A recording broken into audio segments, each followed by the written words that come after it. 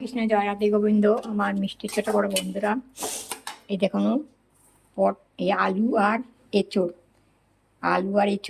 ভালো করে ভেজে নিয়েছি, সেদ্ধ করিনি, ভেজে নিয়েছি পাঁচফোড়ন দিয়ে। আর এখানে কাশ্মীরি লঙ্কার গুঁড়ো, টক দই, পোস্ত বাটা, বাদাম বাটা, ধনের গুঁড়ো, জিরের গুঁড়ো। আর এখানে পটল ভেজে রেখেছি। এই যে কড়ার মধ্যে টমেটোগুলো দিয়ে দিয়েছি, বড় একটা টমেটো। আর এখানে এই মশলাগুলো দিয়ে দিলাম, ধনের গুঁড়ো, জিরের গুঁড়ো, নুন, হলুদ, চিনি আর টক দই, পোস্ত বাটা, বাদাম বাটা। এটা ভালো করে কষে নেব। চিনি আর একটু হিং নাও। এবারে এঁচোড় আর আলুগুলো সেদ্ধ বলছি, ভেজে কষে রেখেছিলাম পাঁচফোড়ন দিয়ে। এবারে এগুলো ঢেলে দিলাম।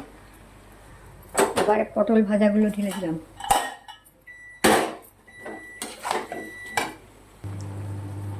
এবার আমি ঘি দিয়ে দিলাম অল্প, আর একটু ভাজা মশলা আর গরম মশলা দিয়ে দিলাম। হয়ে গেছে, নামিয়ে দেবো। এরপরে আমি ধনে পাতা একটু দিয়ে দেবো, কিছু কিশমিশ দিয়ে দিলাম। চলো, আমার এঁচোড় কষা হয়ে গেছে। নাও, আমার এঁচোড় ভাপা কষা হয়ে গেছে।